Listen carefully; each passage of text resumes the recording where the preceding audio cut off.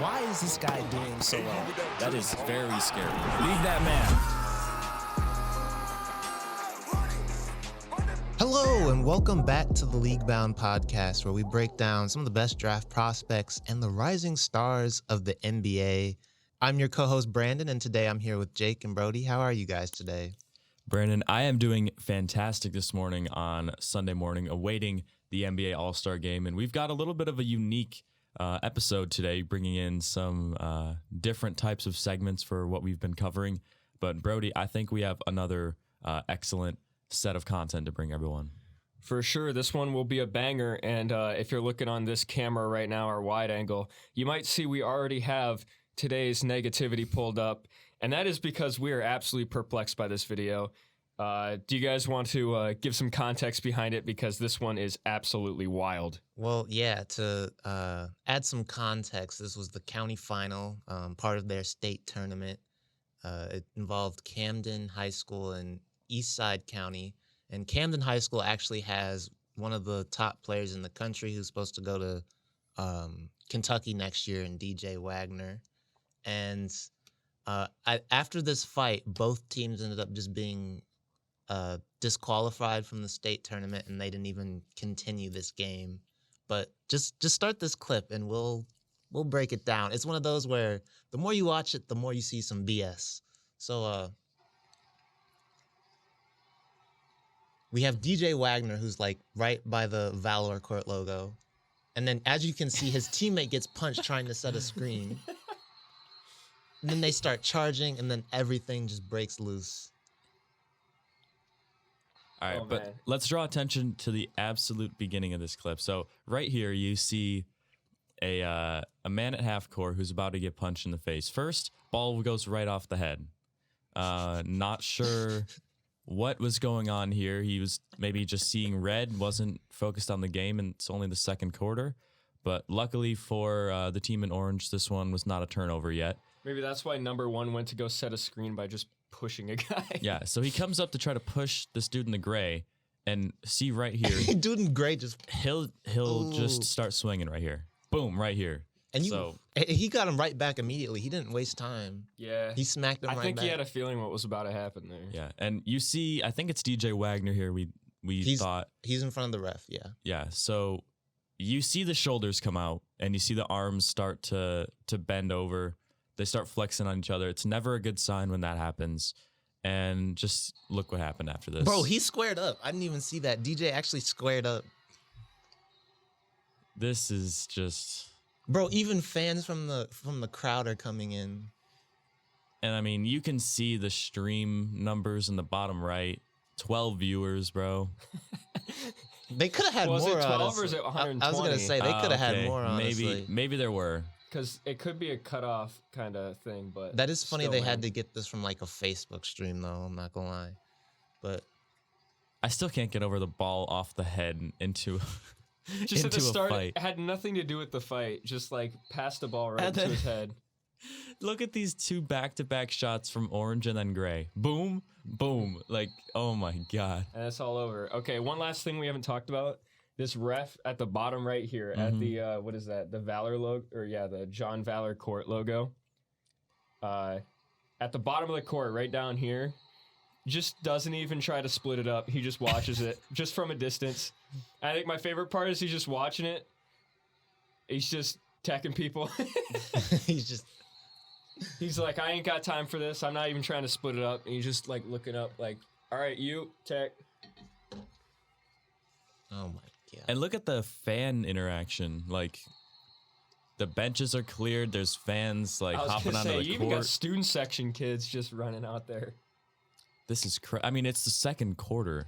It's 30-17, and this 30 is all to 17, happening. a blowout, and you getting like I'd be so mad if I were part of the winning team in this situation, because looking back on it is probably hype. It's like, oh yeah, we had a fight. I know how it'd be in the locker room. When fights happen, they be happy. But in a situation like this, and you get disqualified from the state tournament, it's just like, dang. We're not going to get this chance back. I don't know how many state championships they've won or how far they've gotten in years past, but Especially if you're like on the bench, you're a senior, you don't get to play that much. You're like, wow, we got a chance this year, and then you just get disqualified. I mean, that's really tough. End of a high school career, man. Mm-hmm. We're in the final stretch of the regular season of college basketball. We're just 2 weeks away from postseason tournament starting. God, March Madness is so close. But we are going to see a pivotal time where stocks are going to rise and stocks are going to fall. So who are some guys that you think that we will see rise up in some of these mock drafts and these big boards that right now might be a little bit slept on? Well, one of the guys that I think unfortunately has kind of hit a little bit of a slump, if you will, this late in the season is Jet Howard from Michigan. I think this is a guy we all think has a pretty high ceiling, a lot of potential as a scorer and as a shooter. But, I mean, ever since he just went off against Nebraska, he's had 12 points on 5 of 14 shooting from the field against Indiana, 4 of 14 shooting with 9 points versus Wisconsin, and then 10 points on 3 of 9 shooting versus their rivals, the Michigan State Spartans. So it has been really tough in the last week or so for Jet Howard. And with Michigan kind of still barely even on the bubble for March Madness, if you will. Most of the bracketologies that I've looked at recently don't even have the Wolverines in March Madness. This could be a really tough end of the season for Jet Howard. If he's not going to get a chance to show out in March and maybe boost some of his stock, to go out in the regular season like this where he's just, I don't know if it's just the defenses have clamped up more or if he's just gone cold, but that's a really tough end of the season. I am by no means a Michigan fan at all, but I want to see Jet Howard play in the tournament just because I feel like he's the type of player where he'll just randomly have like a 30-point game out of nowhere, and it'll be like the most easiest, probably the easiest 30 points you've ever seen. But I feel like a lot of the issues that Michigan is having is just that they're two of their best players, Dickinson and Howard. It just seems like they don't really play very well with each other. And so that's also kind of why I think like seeing him in the tournament would be kind of interesting, because you would just see more of how he plays and just that he's kind of the guy who can take over the game. And Dickinson, he's the kind of player that you do need in the tournament. But at the end of the day, guys like Howard, they're going to be the ones that kind of get you on big runs and kind of take other teams out of games. And if we get to see that on a grand scale, I feel like that would really help his stock. But for me personally, a person that I really want to see do well in this tournament and just that I'm pretty high on in general is Jarris Walker. He's a player who's slowly starting to get a little bit more freedom during conference play. And he's on one of the top teams in the country right now in Houston. And I feel like the thing that's talked about most with his game is his defense, but I feel like there's a lot on his offensive side and offensive capabilities that aren't really shown as much. Like he can really get to his mid-range. He's got good size, and he's like comfortably hitting pull-up jump shots, which is, I feel like, really rare for a big. Jarris Walker is a guy who I find really entertaining, and Houston is a team I'm also optimistic is going to go deep in the tournament because of their coach, and he's just not a guy who ever goes out early. So that's a guy I'm high on. Yeah, and in March Madness, I mean, a lot of times the veteran-led teams do pretty well, but even though Jarris Walker might be the best player on the team, he doesn't play like a rookie at all. I mean, he's massive. He's super strong. He uses his physicality to his advantage, kind of in a way that Zion Williamson did a little bit. He's not as much of a Skywalker as Zion was, obviously, but I think Jarris Walker, with the way that he's able to score at all 3 levels, is going to be extremely tough to put out in March Madness. So I think you're right. I think Houston is definitely a team we could see go pretty deep.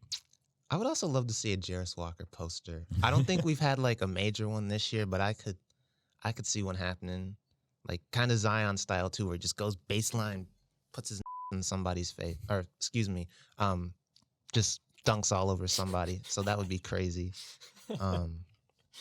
But speaking of nasty posters, how about Mac McClung yesterday? We're gonna have to go ahead and put that boy in welcome to the league, because I don't think anybody really expected him to show out as much as he did yesterday.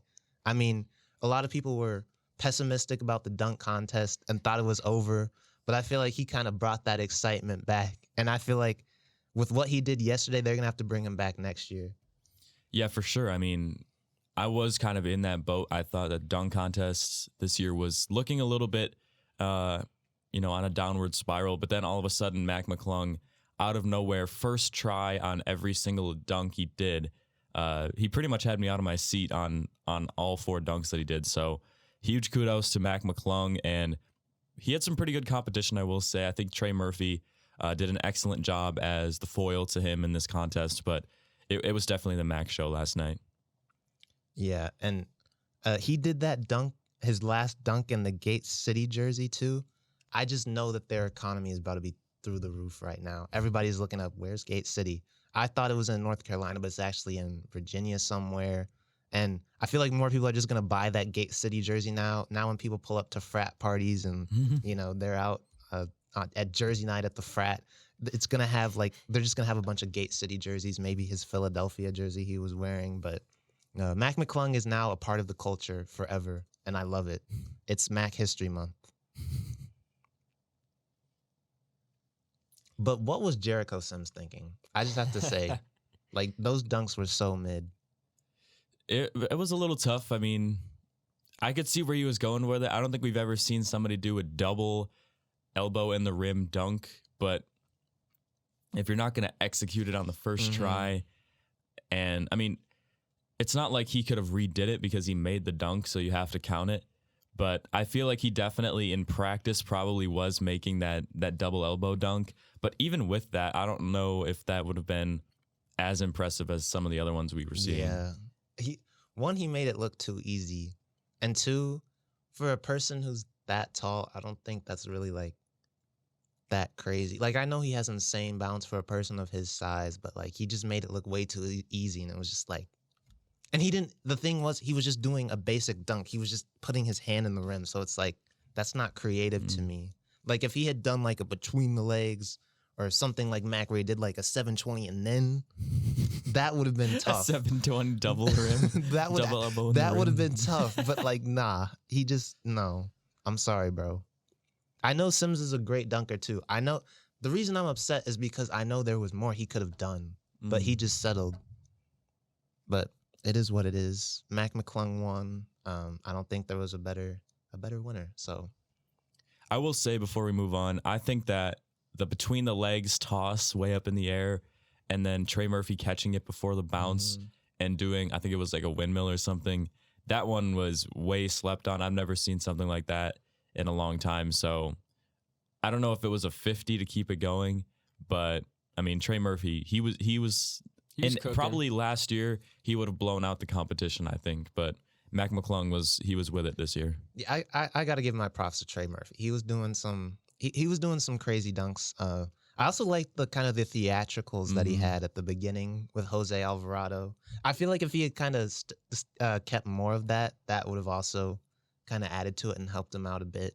But I remember you and me were talking, and it seemed like for the second one he didn't really have an idea, and you could kind of tell. But no, he did his thing.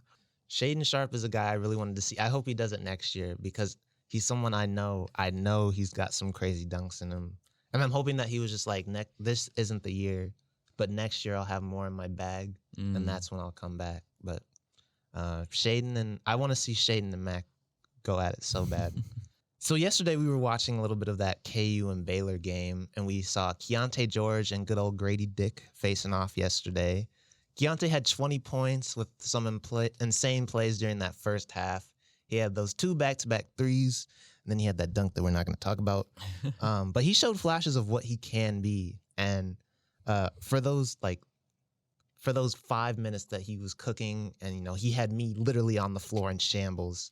I feel like if he continues to do this at the next level, and he really develops his game, he's one of those players who is just it's going to be so hard to stop, and he can go on hot runs and get in a heat check, and it's just it almost reminded me kind of Dame in the playoffs against the Nuggets where they lost, and he had 60 points. It was feeling kind of like that in a way, but of course Baylor blew the lead, but still. Yeah, as in that first half when I was just sitting beside you, I mean, like you said, you were on the floor at times. We were watching not even just Keyonte George, pretty much all the guards on Baylor were just, I mean, they were on a different planet in that first half. They were just going off, but especially Keyonte, the way he was able to just hit off the dribble threes. I think he had an and 1 3 from like 25 or 30 feet out. That one especially had you a little bit depressed. And then that dunk, I mean, even you as a basketball fan, you were mad that it happened, but like just to watch that play, you were a little bit excited. Yeah, you got to give it some credit. I'll that was a give him crazy poster. Yeah. But yeah, that was insane. Like it was so electric too. It's one of those things where it's like when you watch him, he doesn't always do it, but it's like, oh my gosh, if he's doing this all the time, like, shoot, take him over Victor. But that's just like when you're on the adrenaline and you can't think straight. But it's one of those things where it's just like, I wish he would do this more because also too, I feel like, a lot of the prospects, as we talked about, have been hurt, and it's like we're not seeing them really get to do their thing out there.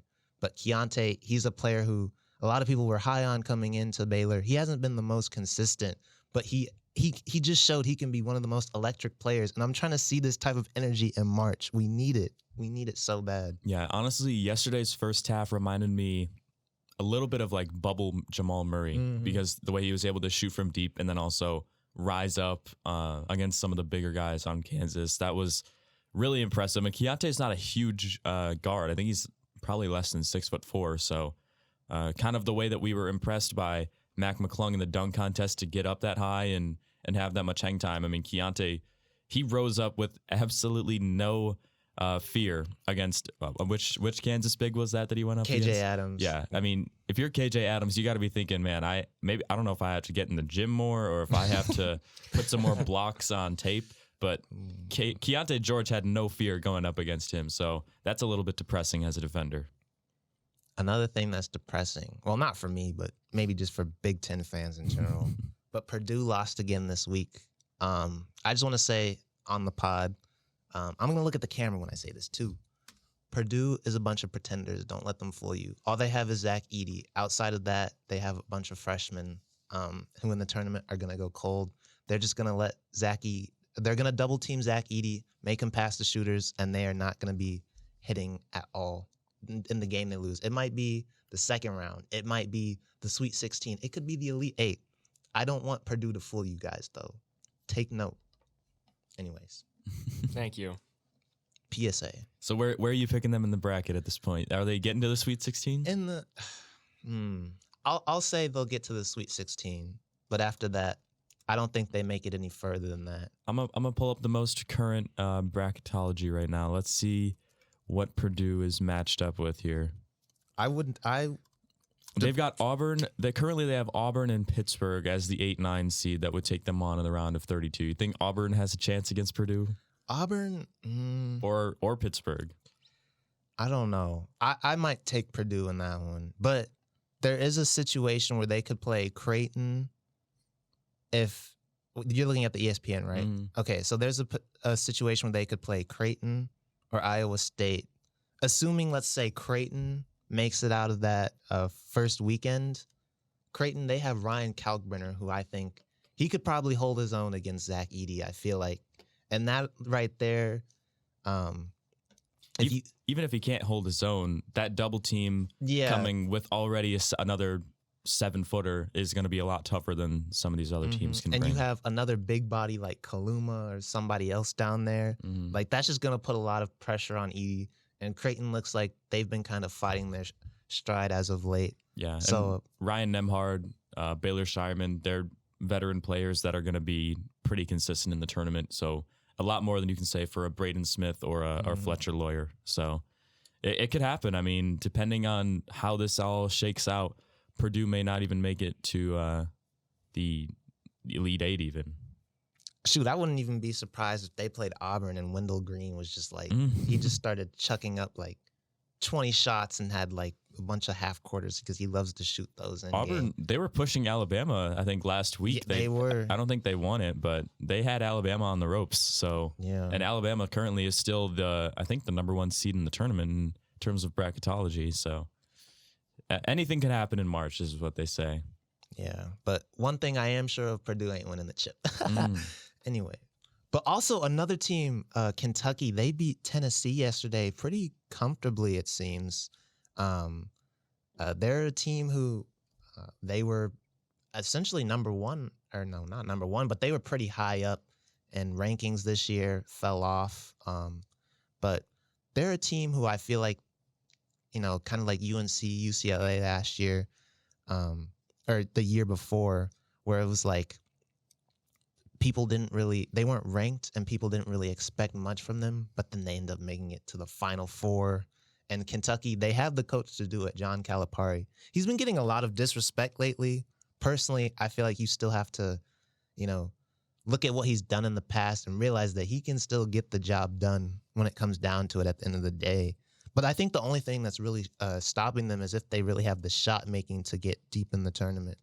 Wow, I'm looking at the same bracketology from just a moment ago, and this would be one of the most insane last four in games that we've had in a long time. They currently have Kentucky and North Carolina battling for that 11th That is seed. a championship game. Wow. That is going to be must watch if that is end up what shakes out happening. Obviously, that could definitely change with conference tournaments coming up. If Kentucky gets hot or North Carolina somehow takes down a very tough ACC, I think that's not guaranteed to happen, but right now that's what they have slotted in, and then they would have to go on to face Iowa. So Kentucky, it's not going to be anywhere easy to get into this tournament, especially with North Carolina making it to the national championship last year and wanting to get back. But one of their guys we're going to be talking about in a moment has been doing pretty well recently, so we'll see if they can ride his high and kind of get going a little bit. Now that we're seeing that, I need that first four now. Oh, that would be so. Oh my! Think about that. That is like a blue blood championship game, and now they're actually fighting just to play in March Madness. That is so ironic on so many levels. But the guy we're actually going to talk about today is Cason Wallace of the Kentucky Wildcats. He's 19 years old, 6'4", 193 pounds, averaging 11.8 points, 4 rebounds, and 4 assists. But Jake, what is it that you really like about this guy? Well, to start off, I mean, Cason Wallace, I feel like everyone already recognizes this. He's pretty solid at almost everything, but the question is, what will he excel at enough at the next level? He's a decent scorer, good rebounder, pretty good assist man, but he hasn't flashed too many like Keyonte George level stretches where, he just looks like the best scorer in college basketball for a while, or anything in that sort of category. But I think one of the best things about that, though, is he should be able to have a pretty long career at the next level, regardless of how spectacular it ends up being. He's going to be 19 years old still when drafted. So you imagine there's going to be plenty of time for some franchise to develop some of these skills into more spectacular looking abilities. But I think one of his biggest downsides so far from what we've seen has been his free throw attempts. He only gets around 1 or 2 per game on average statistically. So this is just another example of some of these young prospects that their scoring looks decent right now at around 11 or 12 points per game. But if he can boost that free throw shooting up, maybe get to the line a couple more times, you're looking at a guy who's, 15 or 16 points per game instead of just 11. And all of a sudden, Cason Wallace is looking like a potential Malcolm Brogdon level point guard, in my opinion, which is a pretty good player. Yeah, I think, too, like you said, Cason Wallace is a guy who's pretty solid at, pretty much everything. But like you said, there's nothing he really excels at other than maybe defense. Well, defense, I would definitely say he excels at. He's 6th in the steals in the SEC, averaging around 1.9 steals per game. And nobody's going to forget that 8-steal performance he had versus MSU. I also, just watching some of his film, I feel like he's really good at using his size. And he's actually a pretty strong guard, I feel like. And obviously there's potential to add on more weight and more muscle when you get to the league. So I think that's something that could kind of work in his favor, especially, when he's maybe having to guard bigger players. There's probably a little more weight that he can give back. Say if he's having to guard like a Chet Holmgren or something who might not have the strongest base. I'm not trying to throw shade at bro, but, just something I've noticed. And also he's the type of guy who spreads out his stats across the sheet. He's a solid rebounder, and he's a actually a pretty good playmaker. I feel like he always makes good reads. His instincts are there, and so I think that's something that'll help him at the next level. He definitely has that true point guard type of archetype that many feel has been lost in today's game. But I think he's a solid guy just to have on your roster. But I've also noticed that he does a lot of his damage from the mid-range game, and that's kind of something that, just look at Johnny Davis, for instance. Like, that was kind of his bread and butter, and right now it's kind of taking more time for him to get things going. So I feel like the mid-range game is not something that will really translate when he develops or when he goes into the league. But he's also not really the best shooter either. He shoots 35%, but he doesn't shoot nearly as much as his other guard counterpoints like Jet Howard, Keyonte George. And when he's had to shoot more than 5 threes a game, he hasn't really shot efficiently. In fact, in his last few games, he shot the ball a lot from deep, and he has gone 0-4 in all of his appearances. Versus Tennessee, he was 0 for 3. Versus Mississippi State, he was 0 for 8. Versus Georgia, he was 0 for 4. Arkansas, he was 1 for 3, but that's not horrible.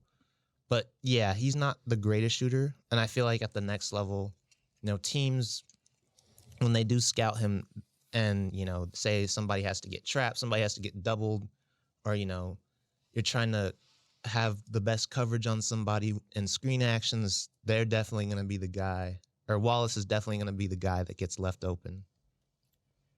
I want to draw a little bit more attention to his rebounding and his assist numbers, because we said he was decent at everything. What is he special at? And I think his college numbers almost are a little bit underwhelming, but not to, his discredit. I mean, he's averaging almost 4 rebounds per game as a guard at Kentucky, which is pretty impressive already as a 6'4" guard. But he's also playing alongside Oscar Tshiebwe, who is one of the best rebounders in all of college basketball for over a year now. So I think this factor of his game could be something that gets appreciated a little bit more as he joins the next level, just because we've seen it with other times where a guy like Russell Westbrook was going for triple doubles every night. Some of the rebounding numbers get a little bit mixed up on a roster just because of how much it's up to Russell to go get those rebounds. Cason Wallace, he's still getting 4 per game on a team where Oscar Tshiebwe is pretty much grabbing anything that's loose on the court. So on an NBA court where it's not as much one guy's role to get every rebound, I feel like he could up those numbers as well. And then you look at the assists. I mean, he's playing with not a lot of shooting. I mean, Antonio Reeves was playing in that Tennessee game because C.J. Frederick was out, but they're really the only 2 primary 3-point shooters on that Kentucky team. Jacob Toppin this year, he's less than 30% from 3. He was a little bit better last year, but he's really fallen off from distance. Oscar Tshiebwe is only a mid-range shooter at most. He's mostly paint touches. I don't even count Severe Wheeler because he's not a primary jump shooter. So he's not really having an opportunity to throw it to guys who can actually shoot jump shots. It's basically just feeds to guys who are slashing to the rim or just entry passes to Tshiebwe who can go and hook and try to make a hook shot. So if you put him on an NBA team with a lot better spacing and maybe some more lethal shooters all over the floor, like because the NBA's got shooting 1 through 5 nowadays, he could be one of the best assist people in the league potentially. Yeah, I definitely think too he could, when he gets to the league, he could definitely have more efficient numbers. Not necessarily in terms of field goal percentage, but like you said, just those advanced stats that like the assist to turnover ratio, like you said, rebounding, stuff like that. And I'm kind of glad that you brought that up also, because I was gonna say that as far as rebounding and defense, he's one of those players who like you'll watch him play and then you go and look at the stat sheet after and you're like, oh, I thought he had more than that. He's one of those players. So it's just like he always makes his presence felt in some type of way. And I think that's why that alone, even say if his game doesn't develop that much more at the next level, wherever he goes, I feel like he's going to be a solid piece. And he's going to be a key part of a contending team one of these days. It's kind of like a kind of like your Drew Holidays. He's a guy who defends. He might not have the same offensive upside maybe, but I feel like he provides so much energy. He can maybe even guard your best perimeter players when he needs to. There's just so much to like about Cason Wallace, and I think that's why he's so high in these mock drafts already. Yeah, and I could see him kind of having a similar rookie impact to Dyson Daniels from the Pelicans. I mean, when they were nearly on top of the Western Conference, he was one of the rookies and young players on that team that were really impactful, especially on the defensive end. And like you've been saying this whole time, I mean, Cason Wallace is a pretty good defender at that guard position, and they're both in a pretty similar range in mock drafts that both Dyson Daniels was last year, and now Cason Wallace around that maybe 10 to 11 range. Could get up a little bit higher depending on what teams end up being at the bottom and what they end up valuing on their rosters.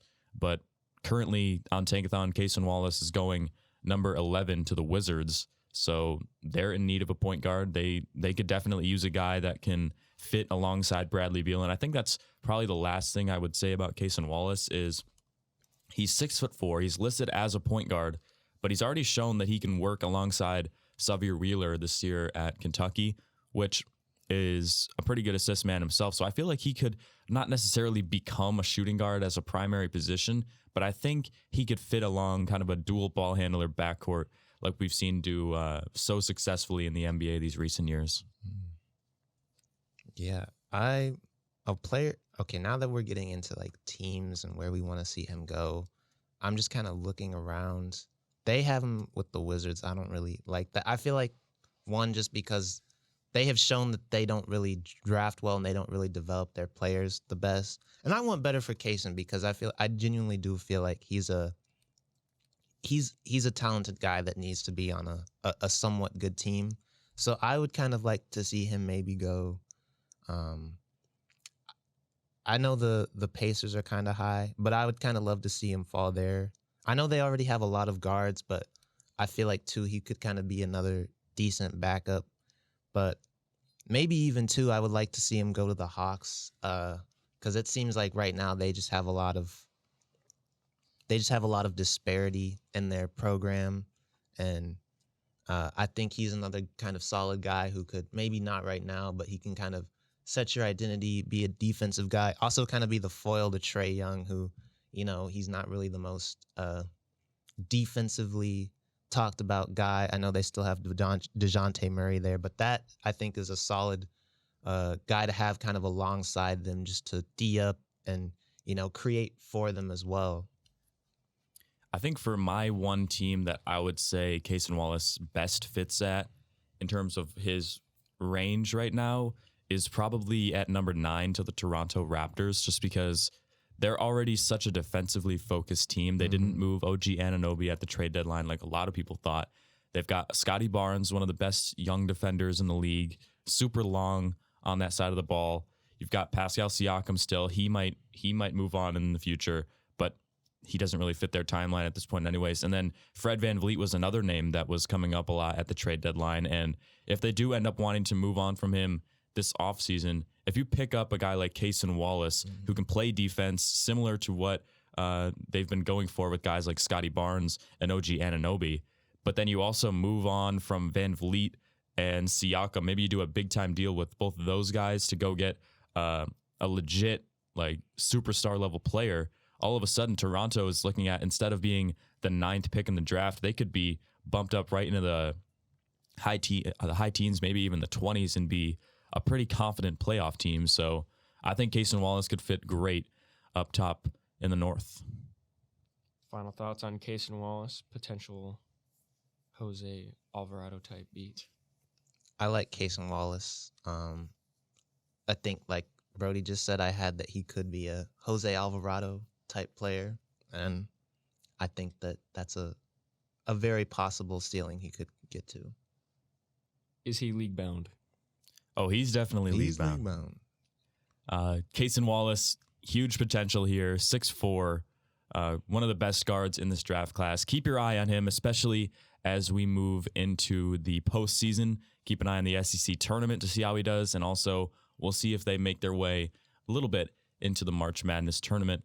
But I think that's going to wrap things up here on another edition of League Bound. Make sure you follow us all on social media. You can follow me on Instagram and Twitter at Jacob Schrantz. You can follow me on social media on Instagram at Branden.Blue, and you can follow me on Twitter at Branden_Blue25. And you can follow me at Broderick Wilken on Twitter and at Broderick Wilken on Instagram. Make sure to follow League Bound, not at League Bound, just under League Bound on Spotify and YouTube, and _League Bound _ on Twitter. Yeah. The Big 12's winning the tournament again, just letting y'all know. We've got Kansas, we've got Texas, we've got Kansas State. Maybe even Baylor. Shoot, who knows? But just letting y'all know. You're still hurt after that Baylor loss. Well, almost lost. That first half had you in shambles. That first half, okay, the second half was so crazy, like it doesn't even feel real.